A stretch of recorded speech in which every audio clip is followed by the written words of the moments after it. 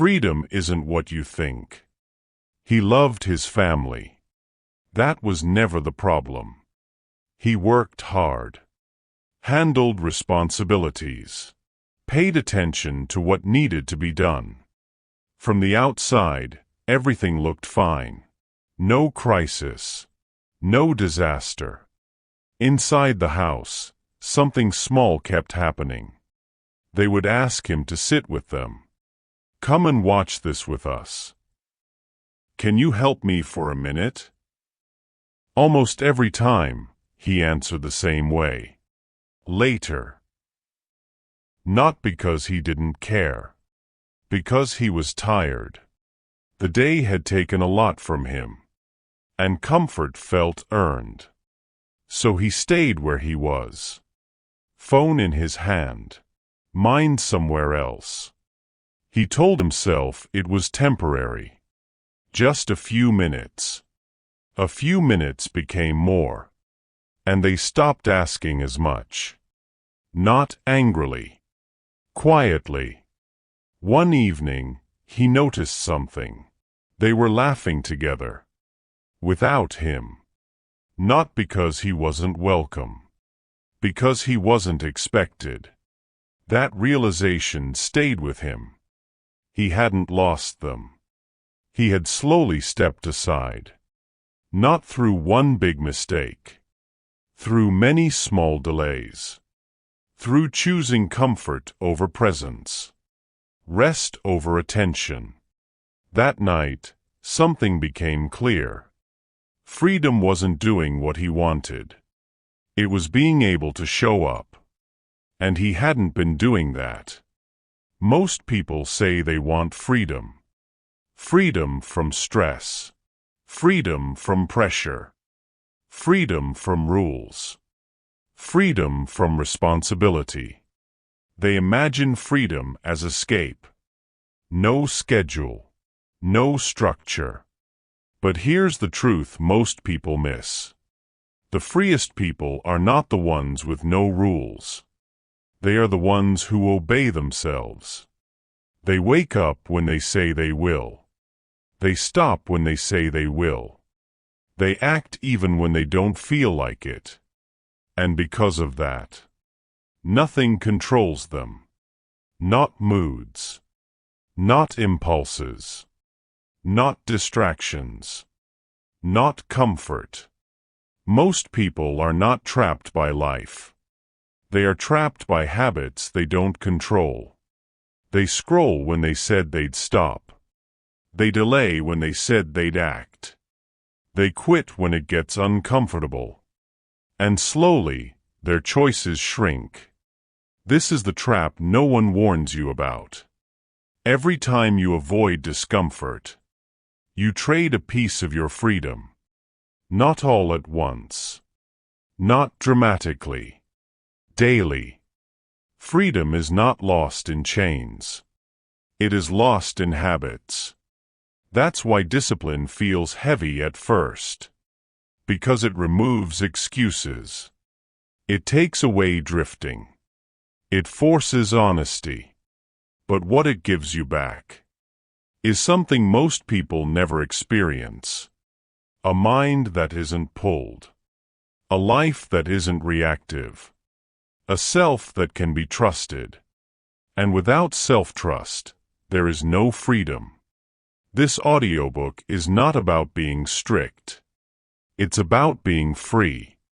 Free from impulse. Free from avoidance. Free from negotiating with yourself every day. And losing. Because the real prison isn't structure. It's comfort without discipline. If you've ever felt busy but not free, motivated but inconsistent, aware but still stuck, this is for you. Let's begin with the first lie we were taught.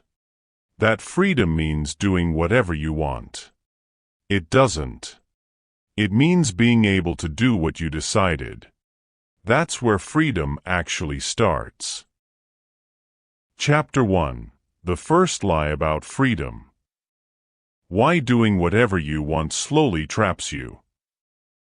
Before we talk about discipline, we have to talk about the lie. Because most people aren't failing at discipline.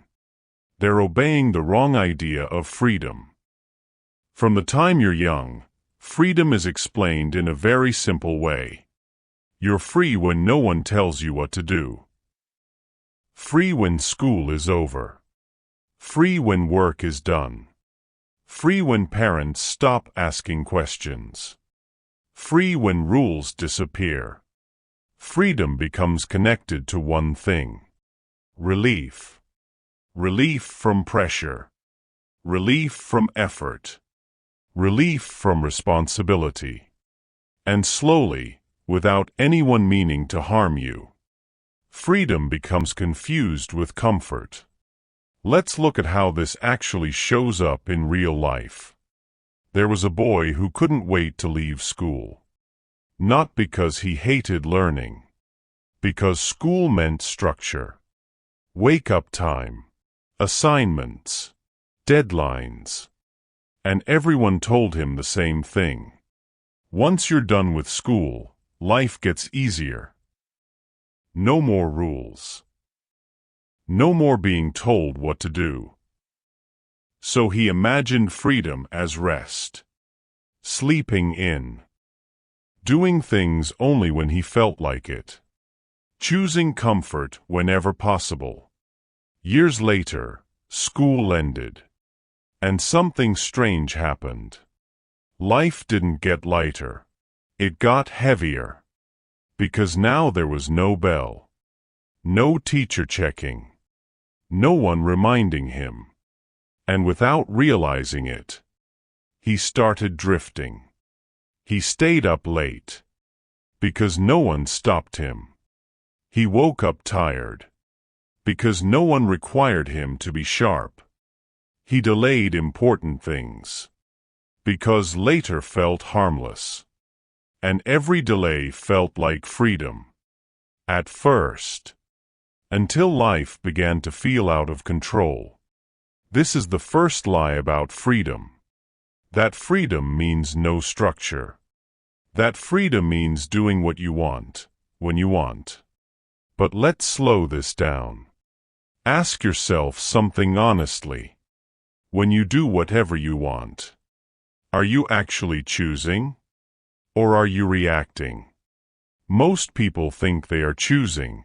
Threes, but look closer. You scroll because you're bored. You snack because you're stressed. You delay because effort feels heavy. That's not freedom. That's impulse. Impulse is not you. It's a feeling passing through you. And when feelings decide your actions, you are not free. You are pulled. Freedom doesn't mean no rules. It means you choose the rules. And then you follow them. That's the part no one talks about. Because following through feels uncomfortable. It removes excuses. It exposes habits. It shows you where you're inconsistent.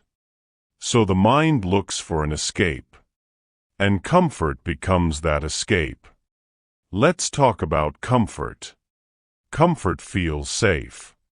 It doesn't argue. It doesn't demand. It doesn't push. Comfort says, rest now. You deserve this. You can do it later. And sometimes, comfort is necessary. Rest matters. Recovery matters. But comfort without limits becomes control. Not all at once. Slowly. Day by day. Think about this. Every habit you have was once a choice. But repetition turns choices into defaults. And defaults decide your life. This is how freedom quietly disappears. Not because someone takes it, but because you stop practicing it. Freedom is a skill, not a feeling. And like any skill, it weakens if you don't use it. Each time you say, "I'll do it later," and don't. Your mind learns something. Your words don't matter. Your plans aren't serious. That's not laziness. That's training. You're training yourself to distrust your own decisions. And when you don't trust yourself, you hesitate. You doubt. You avoid. Eventually, you stop deciding at all. You wait for motivation, for pressure, for someone else to push you. That's not freedom. That's dependence. Dependence on mood. Dependence on urgency. Dependence on consequences. The freest people don't wait to feel ready. They move when they decide. Not because it feels good, but because they said they would. That's discipline. Discipline is not punishment. It's alignment. Your actions matching your decisions. When those two match, you feel calm. When they don't, you feel restless. That restlessness people feel, it's not confusion. It's broken alignment. You know what you should do, but you don't do it. That gap is where freedom leaks. Let's make this very clear. Freedom is not ease. Ease is comfort. Freedom is control. Control over your actions. Not control over life. Control over yourself. And self-control is built, not inherited. Every time you act when you don't feel like it, you strengthen it. Every time you avoid discomfort, you weaken it. There is no neutral choice. This is why discipline feels heavy at first. Because it removes the illusion. It shows you where comfort has been deciding for you. But once discipline becomes a habit, something changes. Your mind becomes quieter. Because there's less negotiation. Your days feel lighter. Because decisions are already made. Your confidence grows. Because you trust yourself. And that trust? That's freedom. Not the freedom to escape. The freedom to act. The freedom to stay. The freedom to follow through. This is the kind of freedom no one can take from you. Because it doesn't depend on conditions. It depends on character. And character is built in small moments. In mornings. In pauses. In choosing what matters over what's easy. This chapter is not asking you to change everything. It's asking you to see clearly. To notice where you confuse comfort with freedom. Because once you see that lie, you can't unsee it. And once you see it, you're ready for the next step. Now that you understand the lie about freedom, we need to talk about the habit that keeps it alive. Avoidance. Because freedom doesn't disappear in big failures. It disappears in what you keep putting off. That's where we go next. Chapter 2: The Habit That Steals Freedom. How avoidance becomes a lifestyle. The problem didn't start when things went wrong. It started when nothing went wrong. There was a young man who had everything he needed to move forward. Not perfect circumstances. Just enough. He wasn't rich. He wasn't struggling either. He had time. He had energy. He had ideas. And he had something even more important. Opportunity. People around him thought he was doing fine. He showed up. He handled responsibilities. He stayed out of trouble. Nothing about his life looked broken. That's why no one noticed the pattern forming. Every day, he made small decisions. Very small. the kind that don't feel important. He would wake up and tell himself, "I'll start after breakfast." After breakfast became after checking his phone. After checking his phone became after one more video. Nothing dramatic. No alarm bells. Just delay. He didn't call it avoidance. He called it timing. I just need to feel ready. I'll do it when my head is clear. I don't want to rush it. Those sounded responsible, mature. But here's what was really happening. He was avoiding discomfort. Not pain. Discomfort. The discomfort of starting. The discomfort of effort. The discomfort of not being good at something right away. Avoidance doesn't feel dangerous. That's why it works. It doesn't scream. It whispers. It's okay. You've got time. Do it later. Later became a habit. Weeks passed. Then months. Nothing collapsed. But nothing moved. And that's the most dangerous place to live. Because when nothing pushes you, you stop pushing yourself. Avoidance feels like rest. But it's not. Rest restores you. Avoidance weakens you. Rest has an end. Avoidance doesn't. The more he avoided, the harder it became to start. Not because the task got bigger, but because his confidence got smaller. Each day he delayed, he taught himself something. I don't have to listen to myself. And that lesson stuck. Eventually, even simple things felt heavy. Making a plan felt pointless. Starting felt overwhelming. He wasn't lazy. He was disconnected from his own word. This is what avoidance does. It breaks self-trust quietly. Not in one big moment, but in thousands of small ones. You say you'll do something. Then you don't. Over time, your mind adjusts. It stops expecting follow-through. That's when freedom begins to shrink.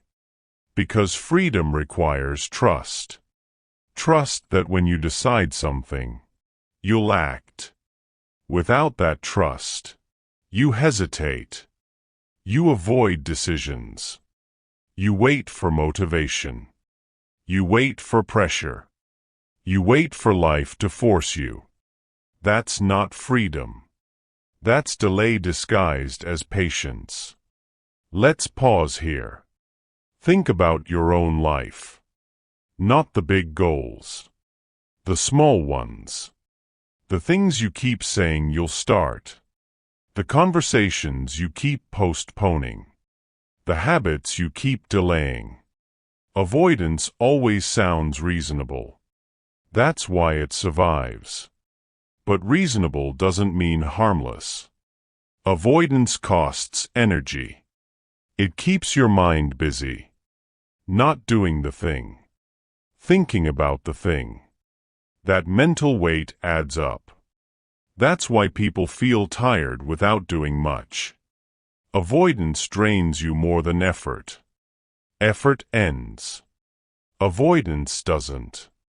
Eventually, the young man noticed something. He felt stuck. Not trapped. Stuck. Like his life was paused. He wasn't moving forward. But he wasn't falling apart either. That middle space. That's where avoidance lives. That's where freedom slowly disappears. Avoidance teaches you to fear effort. Discipline teaches you to trust action. One weakens freedom. One builds it. The shift doesn't happen all at once. It starts with one honest moment. One moment where you stop lying to yourself. and say, I'm not waiting for the right time. I'm avoiding discomfort. That honesty is uncomfortable, but it's freeing. Because once you see avoidance, you can interrupt it. Not with force, with action. Small action. 5 minutes. One step. One decision kept. That's how freedom comes back. Not through motivation. Through movement. Discipline isn't about doing everything. It's about doing something. Even when comfort says stop. That's the habit that changes everything. Avoidance shrinks your life. Discipline expands it. One keeps you safe. The other makes you free. Now that you can see avoidance clearly, we need to talk about why it feels so convincing. Because avoidance doesn't feel like fear. It feels like comfort. And comfort is the most persuasive trap of all. Chapter 3. Comfort doesn't feel like a trap. How an easy life can quietly stop you. Nothing was wrong with his life. That's how it started. No big problems. No emergency. He woke up every day. Went to school or work. Did what was required. Not more. Not less. People around him thought he was doing okay. And honestly, so did he. He wasn't failing. That's why no one paid attention. After the day ended, he came home. Tired, but not exhausted. The kind of tired that asks for rest. He took off his shoes. Sat down. Picked up his phone. Just for a few minutes. That sentence mattered more than he knew. He had plans. Real plans. He wanted to improve himself. Exercise more. Learn something useful. Work on the thing he kept thinking about. But he never started right away. He always delayed.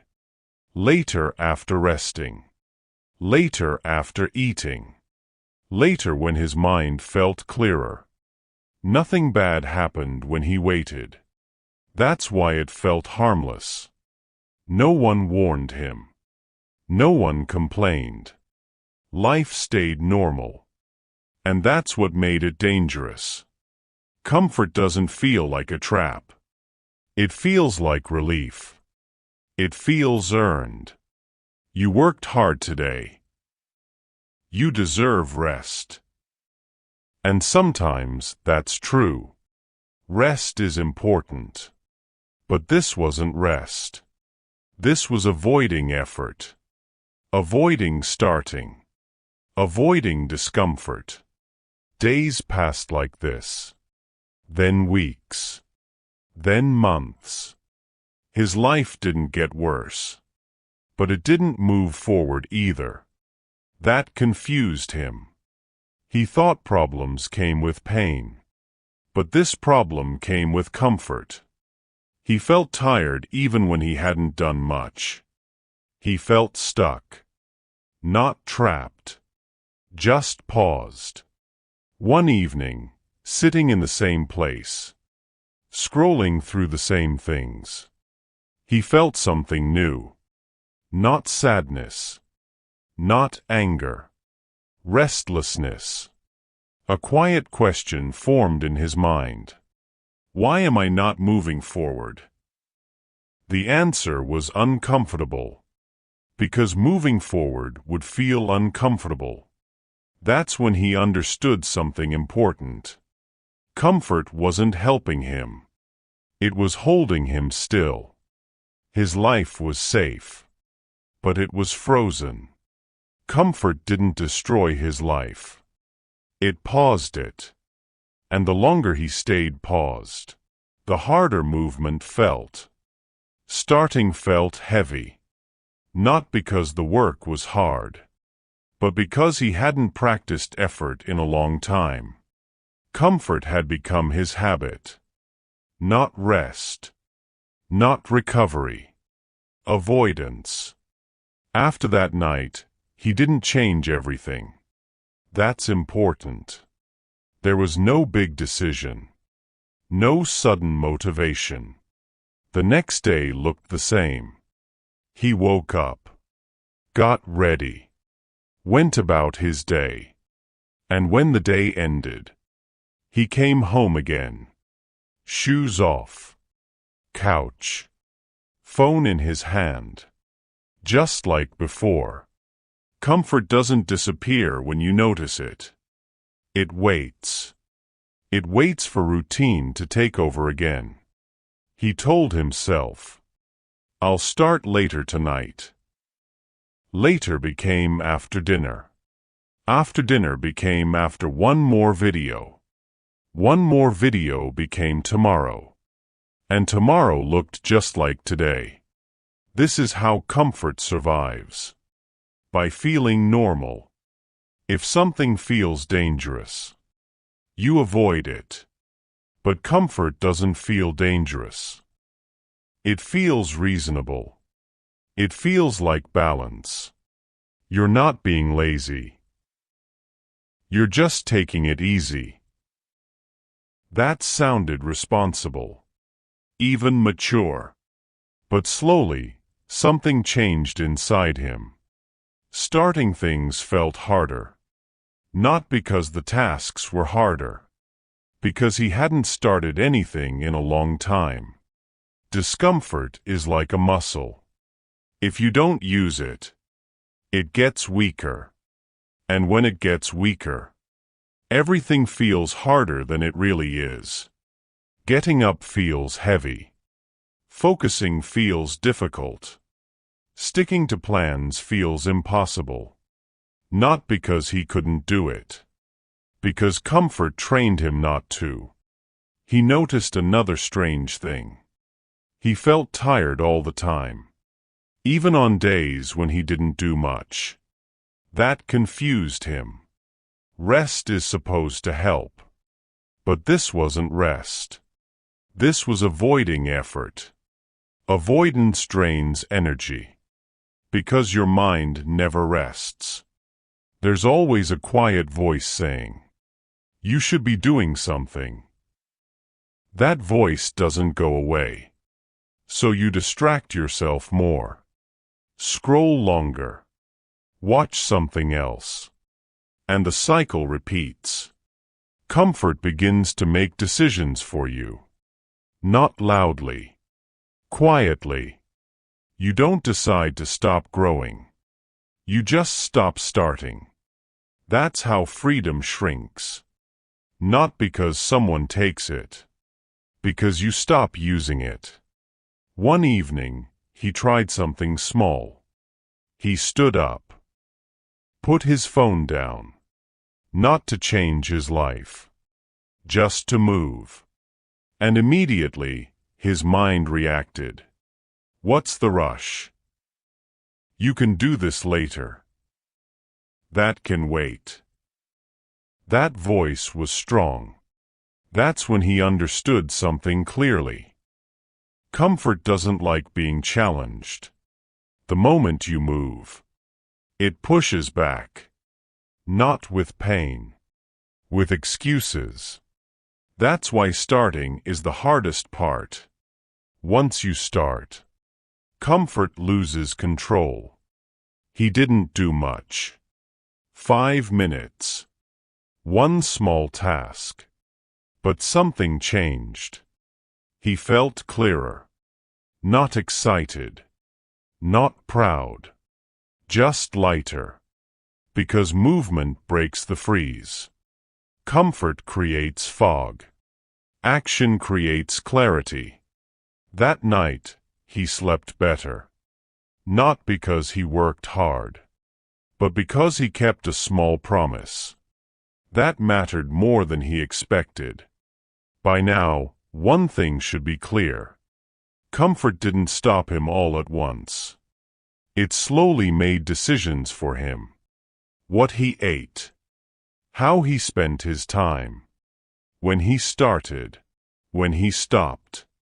And the most dangerous part was this. It sounded kind. It sounded reasonable. You deserve this. Don't push yourself. There's always tomorrow. That voice didn't feel like an enemy. It felt like protection. But it wasn't protecting him. It was keeping him still.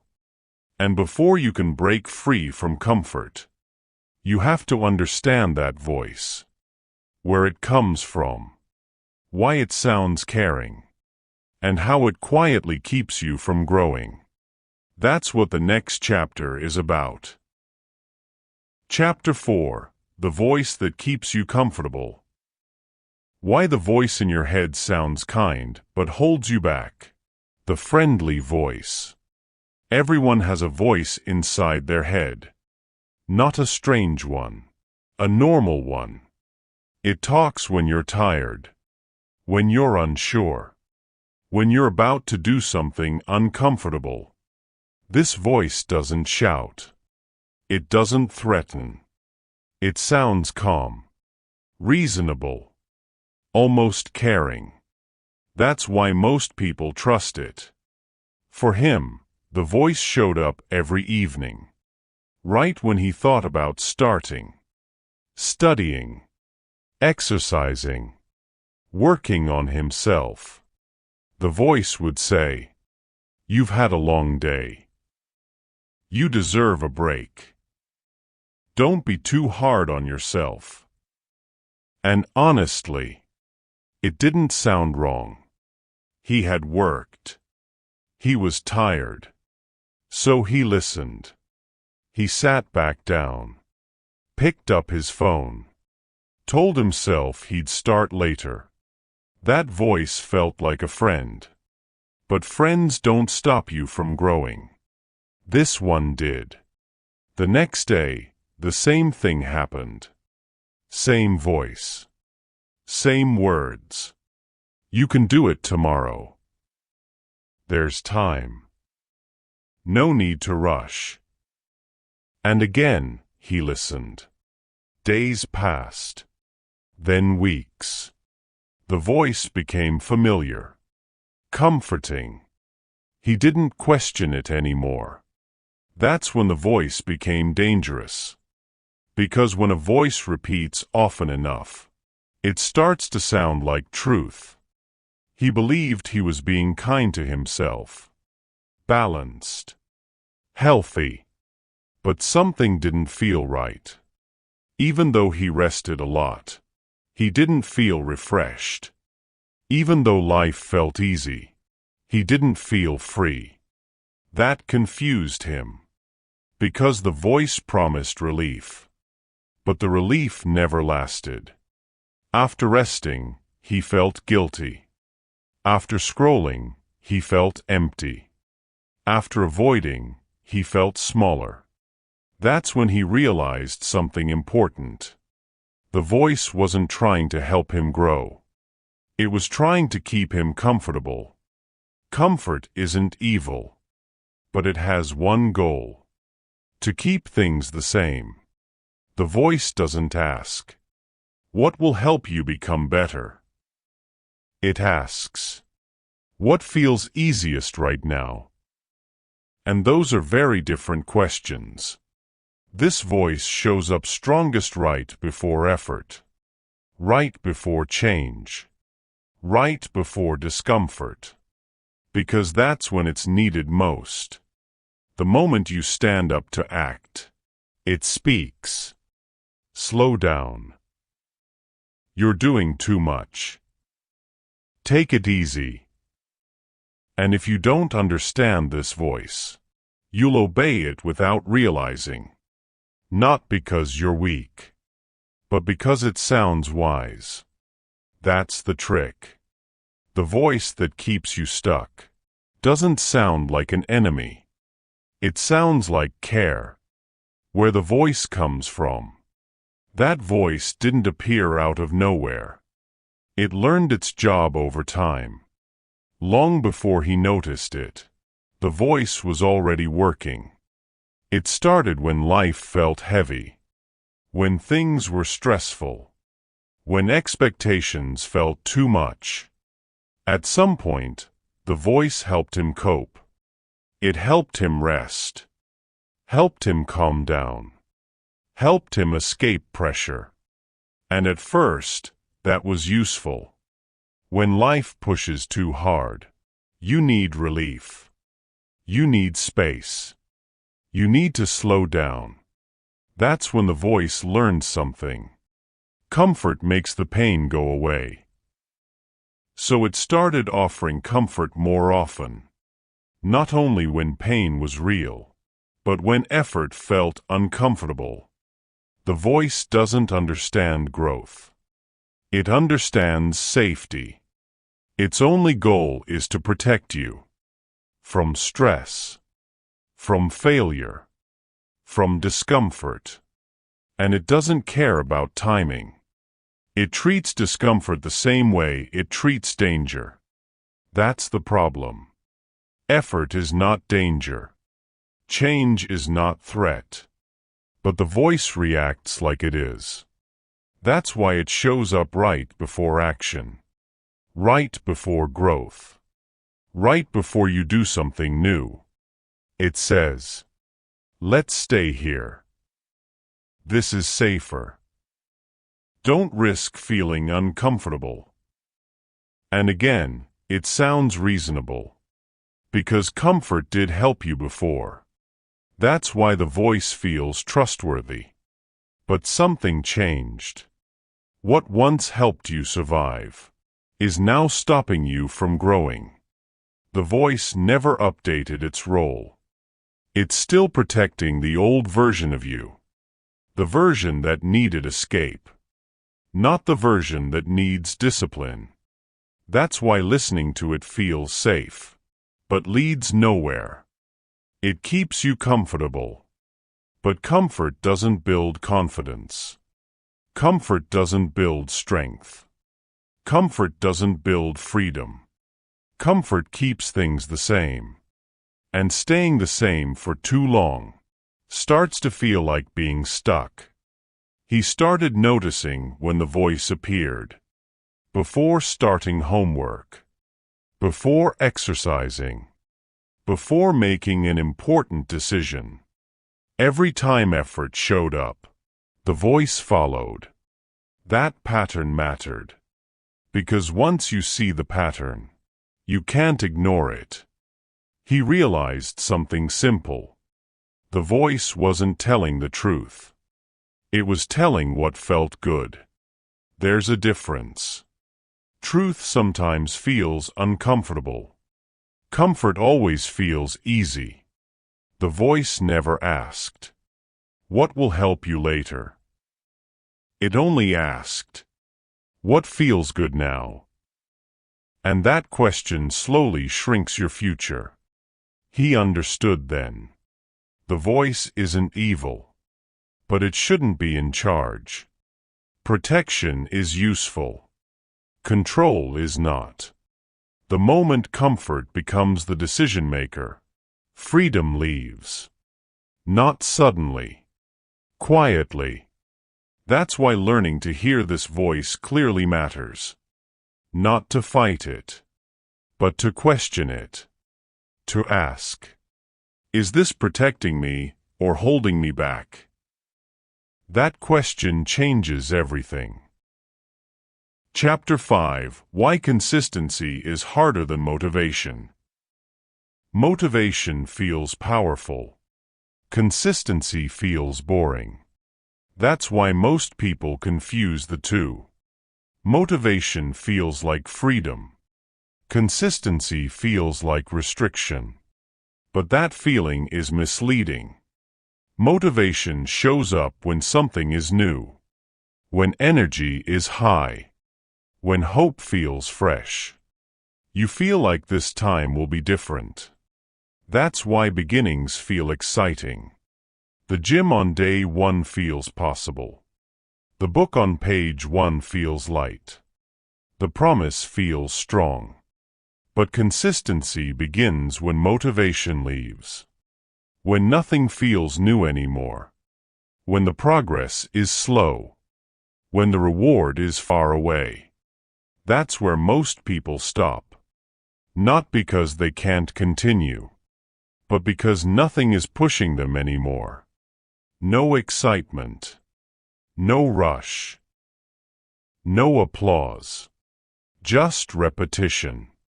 And repetition feels pointless at first. He noticed this in himself. The first few days felt easy. He felt proud, focused, committed. Then came the normal days.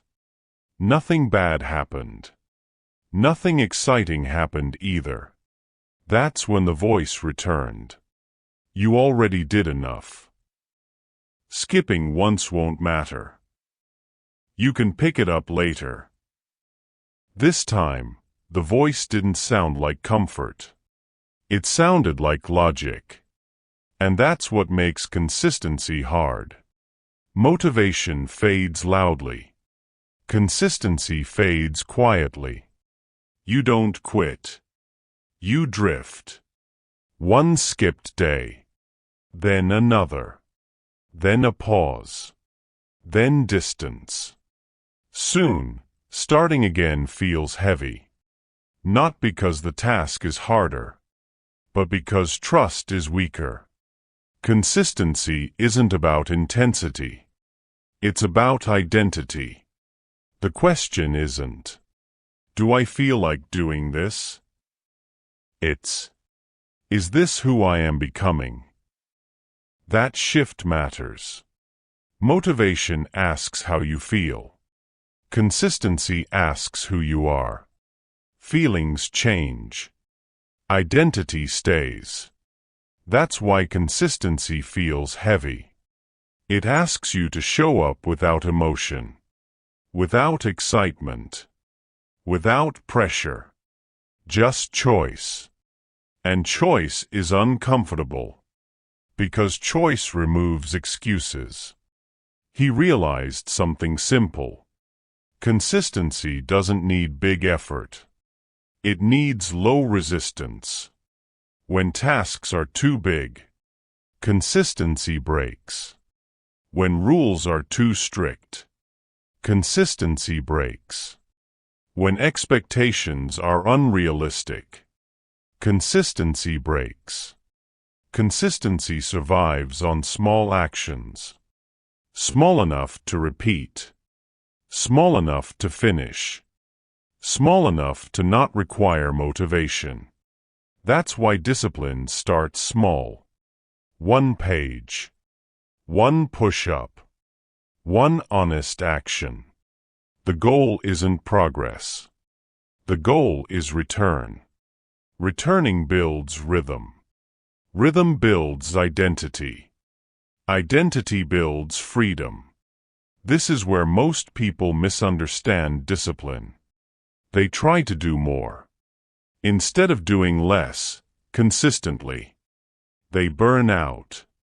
Then blame themselves. But consistency isn't about willpower.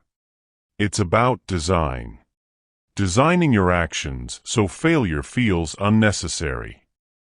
Designing your life so showing up feels natural. He stopped asking, "How much can I do?" and started asking, "What can I repeat tomorrow?" That question changed everything. Consistency stopped feeling heavy. It started feeling automatic. And automatic habits create freedom. Because when actions don't require debate, your mind becomes calm.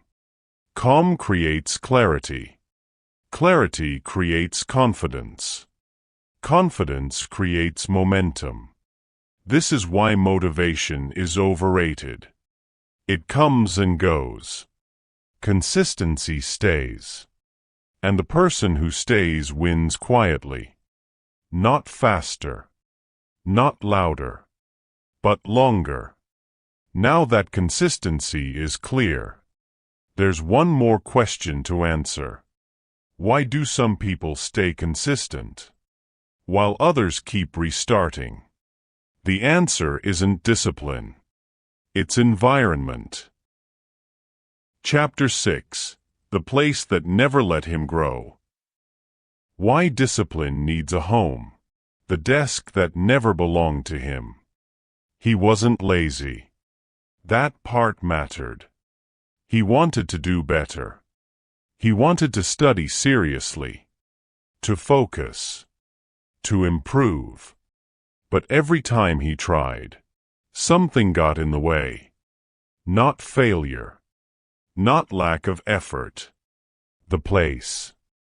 At home, there was no real space for him. No desk that was his. No quiet corner. No clear boundary. He worked on the dining table. Sometimes the couch. Sometimes the bed. People walked in and out. The TV played in the background. Someone always needed something. Help me with this. Come here for a second. Why are you sitting there? Every interruption felt small, but they added up. He tried to push through, tried to concentrate, tried to ignore the noise. But focus kept slipping away. After a while, he stopped trying. Not because he gave up, because trying felt pointless. He told himself, maybe I'm just not disciplined. That thought stayed with him. It followed him to school, to work, to every new plan. Whenever he failed to focus, he blamed himself.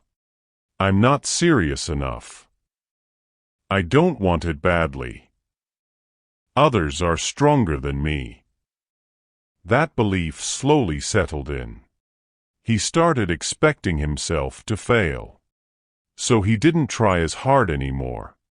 Why try, if you already believe the ending? One afternoon, something changed. Not because he planned it. Because he stayed late. School had ended. The building was quiet. Most people had left.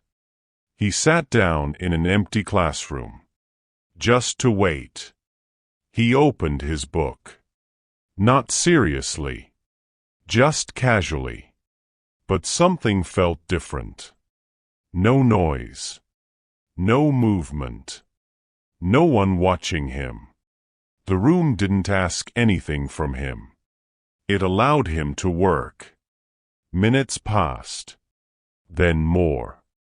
He didn't check the time. He didn't feel restless. He didn't feel heavy. He was focused. That surprised him. Same person. Same brain. Same book. But completely different experience. For the first time, effort felt calm. Not forced. Not painful. Just possible. When he finally stood up, he felt something new. Not pride. Not excitement. Relief. Relief that he wasn't broken. Relief that discipline wasn't missing. It just never had a place to live. That night, he thought about it. About all the times he blamed himself. About all the times he quit early. About all the times he felt weak. None of that was true. He wasn't undisciplined. He was unsupported. Discipline needs space. It needs quiet. It needs permission. It needs boundaries. And he had none of those before. That realization changed how he saw himself. And how he saw discipline. Why blaming yourself is the wrong move. For a long time, he thought the problem was him. That belief was heavy. Because when you blame yourself, you stop looking for solutions. You assume something is missing inside you. Strength, discipline, willpower. So you try harder. You push more. You judge yourself. And when that doesn't work, you feel ashamed. But shame never builds discipline. It only makes effort feel unsafe. That's what happened to him. Every failed attempt made him quieter, less confident, less willing to try again. Because trying meant risking another failure. And failure hurt. Not because of the result, but because of the story he told himself about it. I'm not serious. I don't want it enough. I'm not built for this. Those thoughts didn't motivate him. They drained him. That's when he understood something important. Discipline doesn't grow in hostile environments. And the harshest environment of all is a hostile mind. Blaming yourself creates pressure. Pressure creates fear. Fear makes avoidance feel safe. So you stop showing up. Not because you're weak, but because your mind learned to protect you from disappointment. That protection looks like comfort. And comfort keeps you still. Once he saw this, he stopped attacking himself. He stopped asking, "What's wrong with me?" and started asking, "What's around me?" That question felt lighter, because it didn't blame. It observed. He looked at his space honestly. The table wasn't his. The room wasn't quiet. The time wasn't protected. Nothing about that space supported focus. So of course discipline struggled. He realized discipline isn't about force. It's about permission. Permission to focus. Permission to say no. Permission to not be interrupted. Most people never give themselves that permission. They expect discipline to survive chaos. That's unrealistic. Even strong things need protection. A plant doesn't grow in the wind. It grows where the soil is calm. Discipline works the same way. It needs a calm place to take root. Once he understood this, he stopped waiting for perfect conditions. He started creating better ones. Not dramatic changes. Small ones. He claimed a corner. Just one. He made it clear. This time is mine. This space matters. He didn't announce it. He enforced it quietly. And something surprising happened. People adjusted. Interruptions slowed. Noise reduced. Not because others changed, but because he did. He treated his effort as important. And others followed that signal. Discipline didn't suddenly become easy, but it became possible. That mattered. Because possibility leads to consistency. And consistency builds trust. Trust rebuilds freedom. This wasn't about controlling others. It was about protecting himself. Protecting his effort. Protecting his growth. He finally understood something simple. Discipline doesn't fail because you're weak. It fails because it has nowhere to stand. Give it ground, and it will grow. How to build discipline when you don't control the space. Not everyone can change their environment easily. He knew that. He couldn't move houses. He couldn't demand silence. He couldn't make everyone understand. And that's the reality for many people. Shared rooms. Busy homes. Crowded schedules. So the question became simple. What do you do when you don't control the space? You control what you can. He started small. Not with rules. With signals. Signals tell the brain what time it is. The same way a uniform signals school. Or a bell signals class. He created a signal for focus. Same chair. Same time. Same notebook. Every day. That repetition mattered. Because the brain learns patterns. It relaxes when things feel familiar. Familiarity reduces resistance. Resistance is what kills discipline.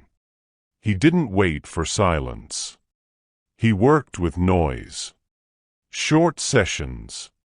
Clear start. Clear end. 20 minutes. Then stop. Knowing when it would end made starting easier. Discipline doesn't like endless tasks. It likes clear boundaries. He stopped aiming for done. He aimed for started. That shift changed everything. Because starting doesn't require motivation. It requires permission. And he gave himself that. When interruptions came, he didn't get angry. He paused. Returned. Returned again. Each return mattered. Because returning trains discipline. Not perfect focus. Not ideal conditions. Just return. That's when he noticed something important. Discipline isn't fragile. It's adaptable. It doesn't need silence. It needs consistency.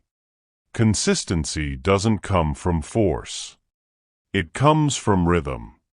Same time. Same signal. Same expectation. Slowly, the environment responded. Not dramatically. Quietly. People interrupted less. Noise felt less distracting. Because he stopped reacting to it. He wasn't fighting the space anymore. He was working within it. That's the key. You don't wait for perfect conditions. You create workable ones. Workable beats perfect. Every time. He learned that discipline doesn't demand control. It demands commitment. Commitment to show up again. Even when it's messy. Even when it's loud. Even when it's not ideal. That commitment slowly rebuilt trust. And trust rebuilt freedom. Not freedom from noise. Freedom from excuses. He stopped saying, "I'll start when it's quiet." And started saying, "I'll start anyway." That sentence changed his life.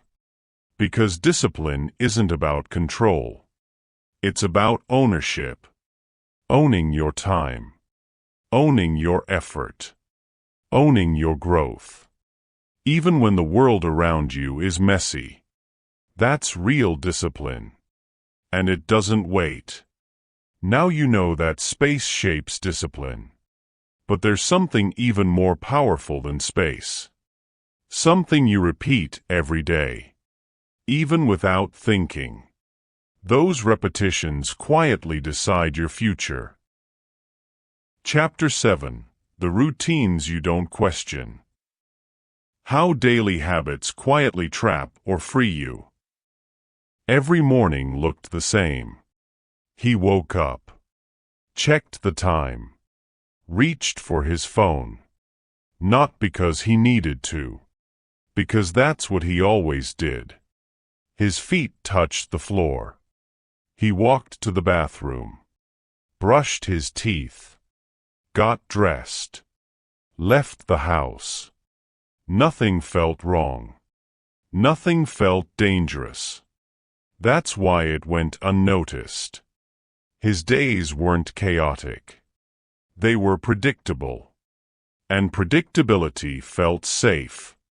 But something about his life felt small. Not bad. Just limited. He didn't feel trapped. He felt stuck. And he couldn't explain why. One evening, he stayed late again. The room was quiet. No distractions. Just time. That's when a thought came to him. What if nothing is wrong with my life? But something is wrong with how I live it. He thought about his days. They weren't chosen. They were repeated. He wasn't deciding his life each day. He was following a script. The truth about routines. Routines are powerful. They save energy. They reduce thinking. They create stability. But they also hide decisions. When something becomes routine, you stop questioning it. You don't ask, "Is this helping me?" You ask, "Is this normal?" And normal becomes the limit.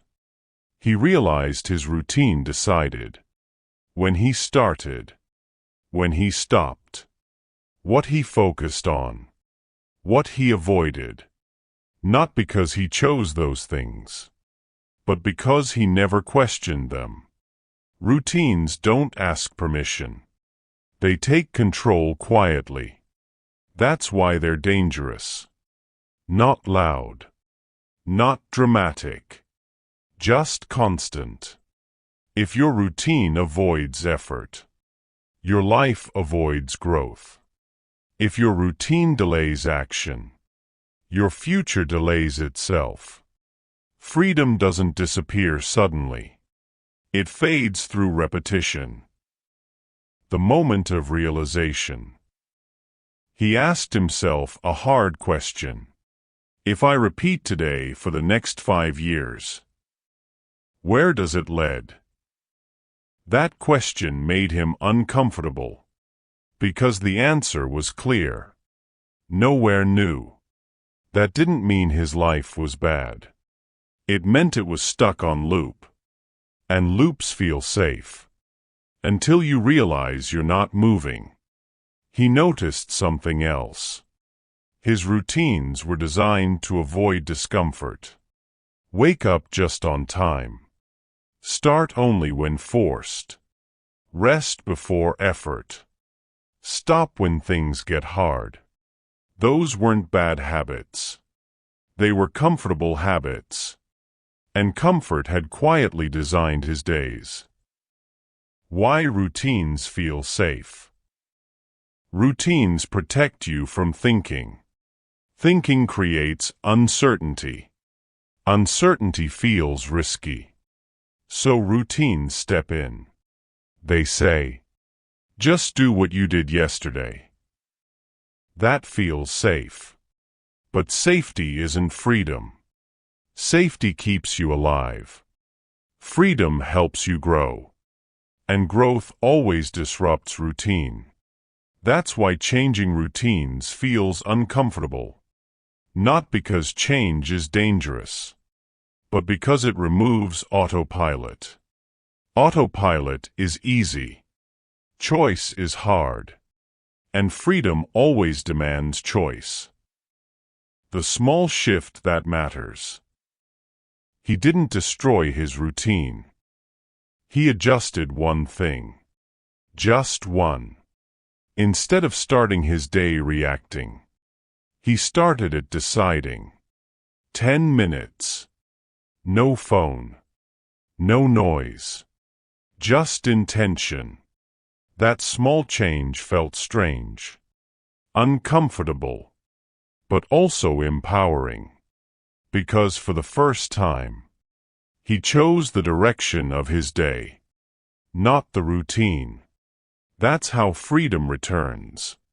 Not through big changes, but through small interruptions. Interrupting autopilot. Interrupting comfort. Interrupting avoidance.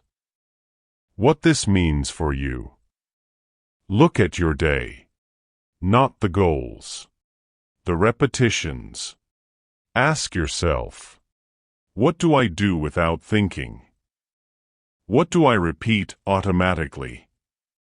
What discomfort do my routines avoid?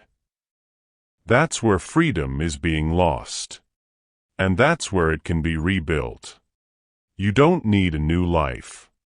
You need new awareness. Because the life you repeat is the life you keep. Now you see how routines shape your days. But there's something deeper still. Why do we keep choosing comfort, even when we know it costs us? Because comfort doesn't just live in habits. It lives in emotion. Chapter 8. When comfort becomes emotional. Why you choose ease even when it costs you. He didn't avoid effort because he was lazy. He avoided it because of how effort made him feel. After a long day, his body felt heavy. Not tired. Drained. The kind of drained that doesn't want solutions. It wants relief. So when the day ended, he reached for something easy. Not because it mattered. Because it softened the feeling. The show. The food. The scrolling. They weren't rewards. They were cushions. They helped him forget how heavy the day felt. For a while. That's the part most people don't see. Comfort is emotional before it is behavioral. It shows up when something inside feels too much. Pressure. Doubt. Fear. Uncertainty. Effort didn't just require energy. It required facing those feelings. And that felt harder than the task itself. Why comfort feels so strong? Comfort doesn't argue. It agrees with how you feel. You've done enough. You deserve this. Tomorrow will be better. That agreement feels kind. It feels like understanding. But what it really does is this. It helps you escape emotion, not solve it. The problem is, escaped emotion doesn't disappear. It waits.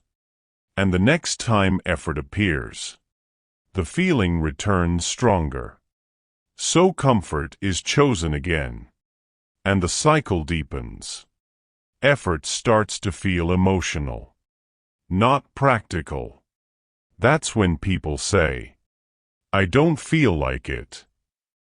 What they really mean is, I don't want to feel what this brings up. That realization mattered, because it shifted the problem. It wasn't about discipline. It was about emotional avoidance. The feeling under the comfort. One night, he didn't distract himself. He just sat there. No phone. No noise. No escape. And the feeling surfaced. It wasn't pain. It was pressure. The pressure of expectation. Of wanting more from himself. Of being afraid he might fail. That fear had been hiding behind comfort. Comfort wasn't the enemy. Fear was. Fear of trying. Fear of not being enough. Fear of effort without guarantee. Once he saw that, his choices made sense. Avoiding effort meant avoiding fear.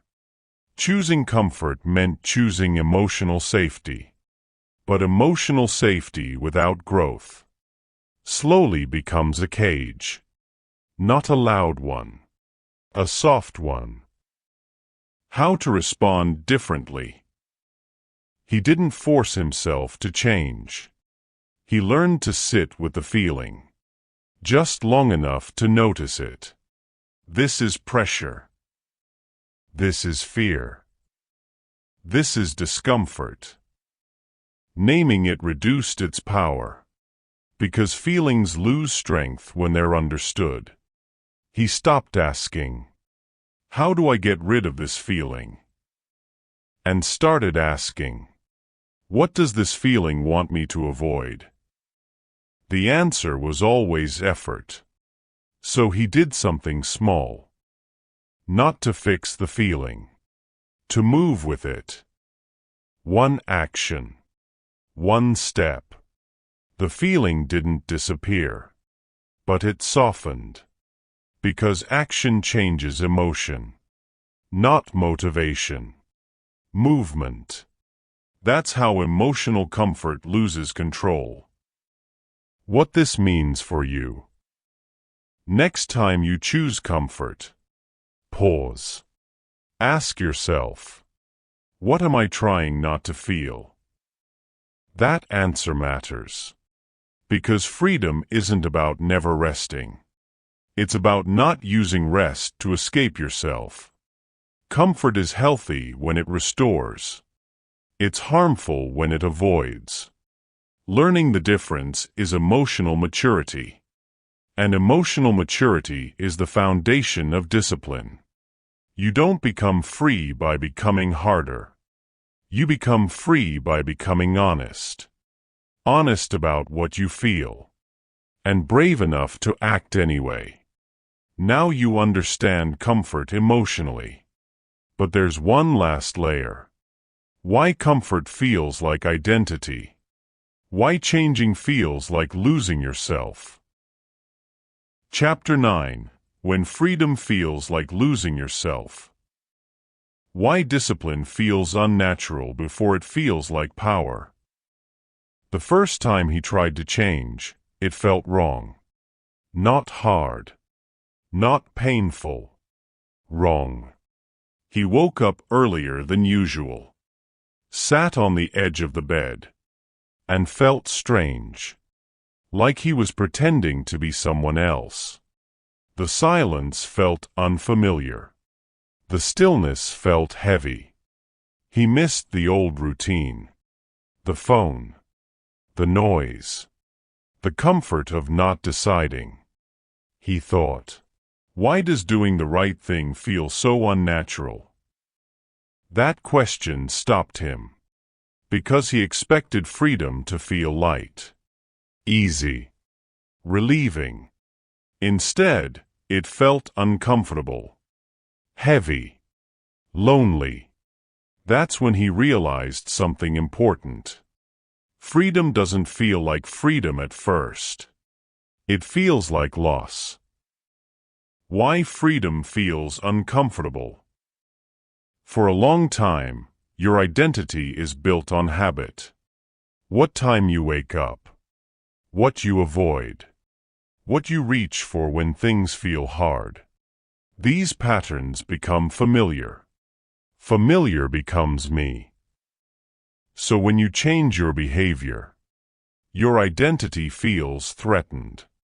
Not because you're doing something wrong, but because your brain is losing predictability. And the brain confuses predictability with safety. That's why discipline feels unnatural. It interrupts identity. It says, you are no longer the person who reacts. You are the person who chooses. Choice feels risky at first. Because reaction feels familiar. Most people don't fear effort. They fear losing who they think they are. The identity shift nobody talks about. He noticed something else. When he stopped doing what felt easy, he felt empty. Not bored. Not tired. Empty. Because his old habits filled space. They filled time. They filled emotion. They filled identity. When those habits were removed, there was silence. And silence asks questions. Who are you without distraction? Who are you without excuses? Who are you without delay? Those questions feel uncomfortable. That's why many people return to old habits. Not because they failed, but because they didn't know how to sit with identity change. Discipline as identity training. Discipline is not about forcing action. It's about training identity. Every time you act when you said you would, you send a message. I am someone who follows through. That message feels unfamiliar at first, because for a long time, you may not have believed it. So discipline feels fake. Like acting. Like pretending. But here's the truth. Every identity starts as behavior. You don't feel disciplined first. You act disciplined. Then feeling follows. Freedom works the same way. You don't feel free before you choose. You choose before you feel free. The moment it starts to change. One morning, something felt different. He woke up and didn't argue with himself. No negotiation. No delay. He just moved. That moment felt powerful. Not because it was easy, but because it was clean. No inner conflict. No guilt. Just action. That's when he understood. Freedom isn't loud. It's quiet alignment. It's the absence of internal argument. It's peace earned through discipline. What this means for you. If discipline feels like you're losing yourself, that's normal. You're not losing yourself. You're shedding a version of you that avoided choice. Freedom doesn't feel like comfort at first. It feels like responsibility. And responsibility feels heavy. Until you realize it gives you control. Control over time. Control over action. Control over direction. That's not restriction. That's freedom. Now you understand why discipline feels uncomfortable. But there's one question left. How do you practice discipline? Without becoming rigid? Without burning out? Without turning freedom into another cage? Chapter 10. Discipline without self-punishment. How to build freedom without turning yourself into an enemy. He thought discipline meant being hard on himself. That's what he'd seen growing up. People forcing themselves. Yelling at themselves internally. Using shame as fuel. So when he decided to get serious, that's what he did. Missed a day? He called himself lazy. Didn't follow through. He told himself he wasn't disciplined enough. At first, it worked. He pushed harder. Did more. Slept less. Ignored how tired he was. But something strange happened. The more aggressive he became with himself, the more he started avoiding the work. Not because he didn't care, but because everything now felt heavy. Discipline felt like punishment. And punishment makes you want to escape. That's when he realized something important. He wasn't building freedom. He was building resistance. The big misunderstanding about discipline. Most people confuse discipline with self-control through pain. They think being free means overpowering themselves. But that creates an internal war. One part of you becomes the commander. The other part becomes the prisoner. And no one stays free in that arrangement. True discipline is not about domination. It's about alignment. It's not do this or else. It's this is who I'm choosing to be. Freedom grows when your actions match your values, not when your actions are forced by fear. Why self-punishment fails. Punishment works short-term, but it damages trust. And freedom depends on self-trust. Every time you beat yourself up for slipping, you teach your mind something dangerous. That effort leads to pain. So the mind starts avoiding effort altogether. Not because you're weak, but because your brain is protecting you. Discipline should feel firm, not threatening. Clear, not cruel. What discipline really is.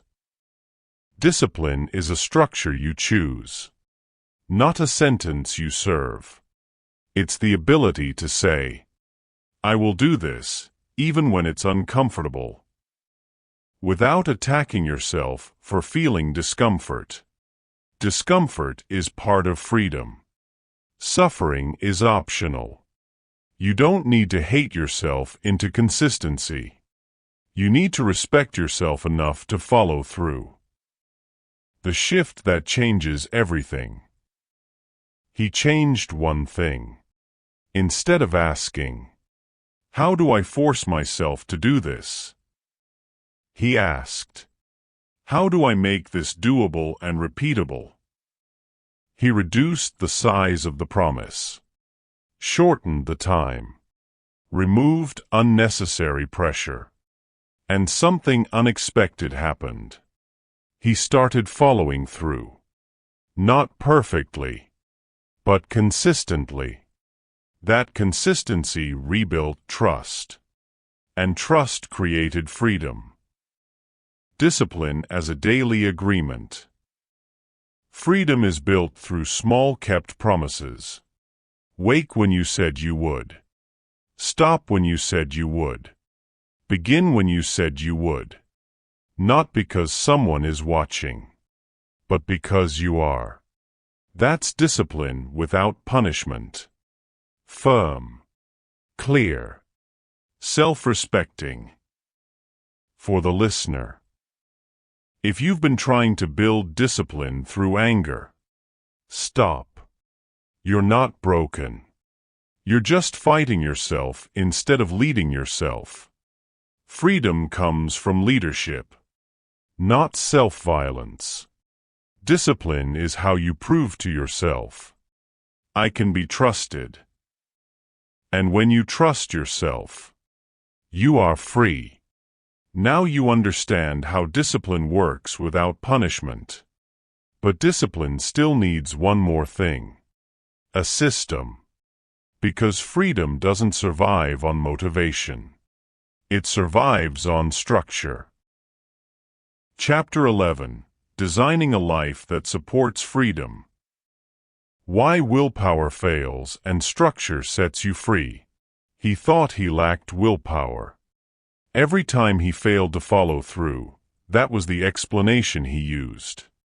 I just need to be stronger. I need more discipline. So he tried harder, made bigger promises, set stricter rules, and failed again. Not dramatically, just quietly. He would start the week motivated. By Wednesday, he was negotiating. By Friday, he was back to old patterns. That's when something simple changed. Not his mindset. Not his motivation. His environment. The problem with relying on willpower. Willpower is limited. It runs out when you're tired, when you're stressed, when decisions pile up. That's not weakness. That's biology. Yet most people build their lives as if willpower is infinite. They expect themselves to just choose better. In the same environment that pulls them off track. That's not discipline. That's self-sabotage. Freedom is not about trying harder. Freedom doesn't come from heroic effort.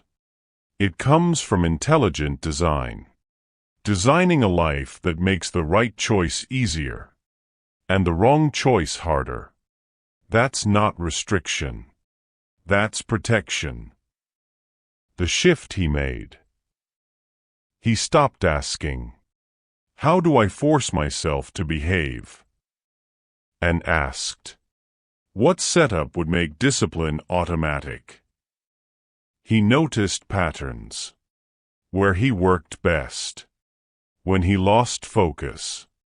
What times of day he resisted most. Then he adjusted. Not perfectly, but intentionally. Structure is not a cage. Many people resist structure because they think it limits freedom. But structure is what removes constant decision-making. It saves your energy for what matters. You don't decide whether to act. You decide once, ahead of time. And then you follow through. That's freedom from internal debate. Simple structures that create freedom. Freedom lives in routines. Not rigid ones. Reliable ones. Wake time. Work time. Rest time. These aren't rules. They're anchors. Anchors stop drift. Drift is what steals freedom. Why this works? When structure is clear, discipline doesn't feel heavy. It feels normal. You're not constantly asking, "Should I?" You already decided. That decision creates calm. Calm creates consistency. Consistency creates freedom. This isn't about becoming strict. It's about removing friction. Think of it like this. If your shoes are always by the door, you're more likely to go outside. If your books are already open, studying feels easier. If your day has shape, your choices have direction. Freedom is built before the moment.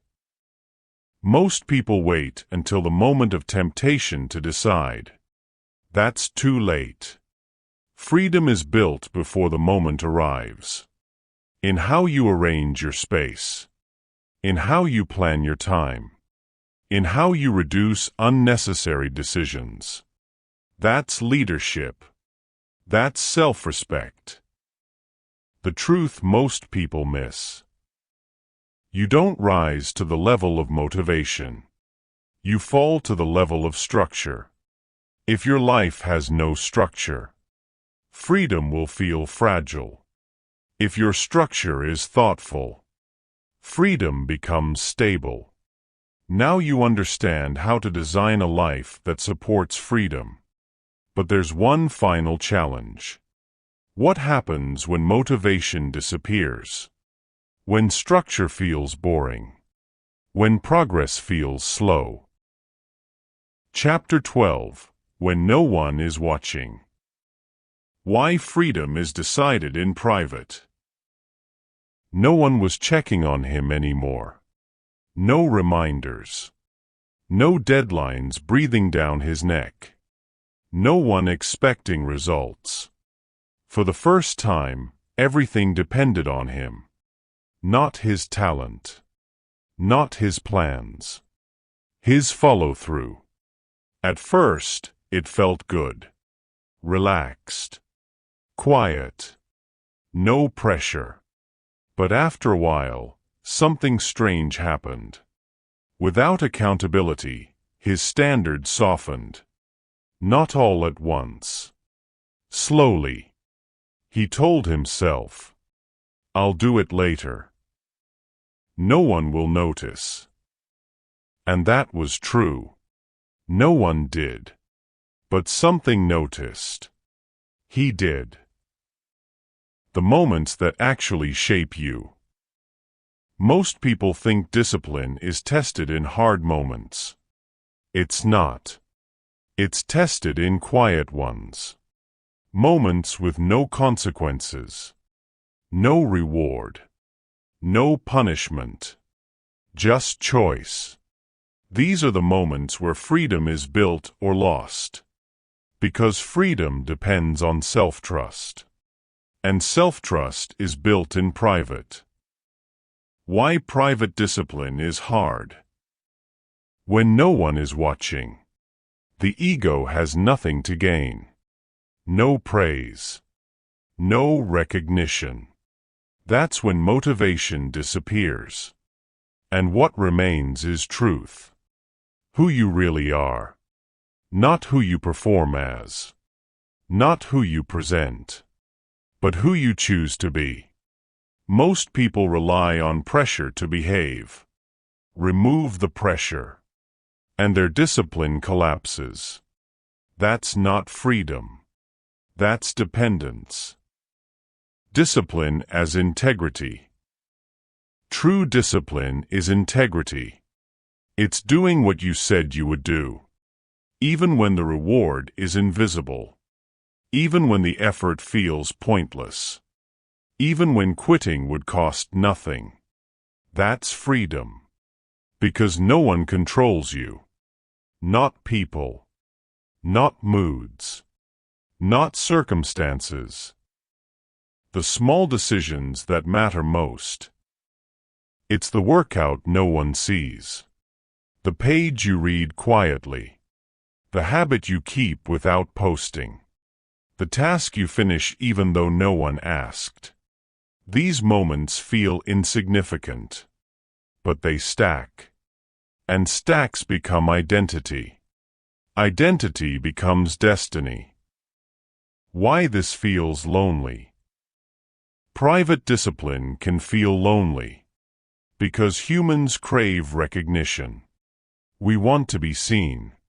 But freedom requires independence from applause. If you need to be watched to behave, you're not free. You're managed.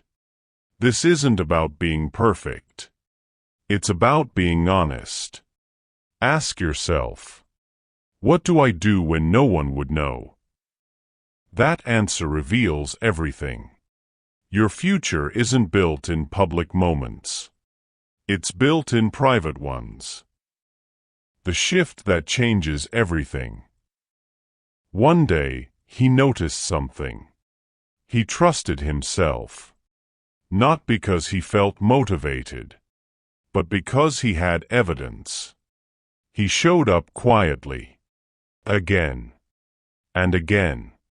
That trust felt powerful. Not loud. Solid. That's freedom. You've learned how to act without pressure. Without praise. Without supervision. Now comes the final challenge. What happens when discipline feels boring? When nothing exciting is happening? When progress is slow and invisible? Chapter 13. Staying free when nothing is changing. Why most people quit right before freedom becomes real. Nothing was going wrong. That was the problem. No crisis. No pressure. No urgency. Just days that looked the same. Wake up. Do the work. Go to bed. Again. At first, he felt proud. He was consistent. He was disciplined. He was following through. But after a while, a question crept in. Is this it? No excitement. No big wins. No clear signs of progress. Just repetition. That's when temptation returned. Not temptation to quit completely. Just to loosen things. To skip once. To delay. To drift. Because discipline without emotion feels pointless. But this phase matters more than all the others. The phase most people don't survive. Most people quit discipline here. Not when it's hard. But when it's boring, when effort feels flat, when motivation is gone, because boredom feels like stagnation. But it's not. It's stabilization. This is the phase where habits move from effort to identity. And identity changes quietly. No fireworks. No applause. Just internal rewiring. Why nothing feels different, yet. When you stop reacting, life feels flatter at first. The highs reduce. The lows reduce. Everything feels steady. Your nervous system is calming down. That calm can feel empty, especially if you're used to chaos. But this steadiness is freedom forming. You're no longer being pulled. You're moving deliberately. The lie that makes people quit. If it mattered, it would feel exciting. That's the lie. Real change feels quiet. It feels uneventful. Because excitement is stimulation. Freedom is stability. Stability doesn't shout. It holds. Discipline during the plateau. This is where discipline becomes clean. No anger. No pressure. No hype. Just execution. You wake up. You do what you said. You stop when you planned. You repeat. That repetition builds something stronger than motivation. Reliability. If this feels dull, you're doing it right. If you're waiting for excitement, you're still chasing stimulation. Freedom doesn't entertain you. It steadies you. That steadiness becomes confidence. The moment people miss. Right before discipline becomes natural. It feels pointless. That's the last test. If you stay, the behavior becomes automatic. The resistance fades. And freedom becomes your baseline. What staying looks like. Not pushing harder. Not adding more. Just not quitting. No drama. No announcement. Just quiet continuation. That's discipline at its highest level. You've learned how to stay disciplined in silence. Now comes the final shift. What happens when freedom becomes normal? When discipline is no longer effort, but identity? Chapter 14. When discipline becomes who you are. The moment freedom stops feeling like effort. He didn't notice the change at first. There was no moment. No breakthrough. No declaration. Life just felt steady. He woke up and moved. No argument. No negotiation. He started when it was time.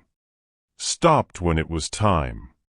Not because he forced himself, but because that's what he does now. That's when it hit him. This isn't discipline anymore. This is identity. The shift most people never feel. Most people treat discipline like a tool. Something they pick up and put down. That's why it never lasts.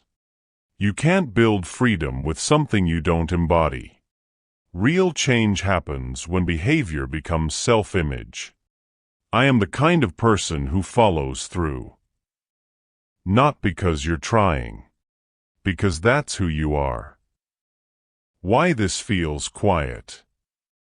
Identity change is silent. No applause. No praise. No external reward. Because it's internal. You stop proving. You start being. Discipline stops feeling like effort. Because effort comes from resistance. and resistance disappears when identity aligns. How identity is built. Identity is built through repetition. Small acts. Kept promises. Again and again. Not intensity. Consistency. That's why freedom is slow, but permanent. What freedom feels like now. Freedom feels calm, predictable, stable. You know what you'll do, and you trust yourself to do it. That trust is power. Not loud power. Quiet authority. You don't wake up one day disciplined. You wake up one day realizing you don't struggle anymore. That's the sign. When doing the right thing feels normal. Not heroic. Normal. The final test. This stage brings a new risk. Complacency. Because when things feel easy, you forget what built them. You stop protecting your structure. You loosen standards. That's how freedom fades. Staying free. Freedom must be maintained. Not with pressure. With respect. Respect your routines. Respect your limits. Respect your word. That respect keeps identity intact. You've learned how discipline becomes identity. Now comes the final step. What happens when freedom is no longer about you? When your discipline begins to affect others. Chapter 15. The Responsibility of Freedom. What changes when you can finally trust yourself? He didn't set out to influence anyone. He just stopped making excuses. He showed up when he said he would. Left when it was time to leave. Spoke clearly.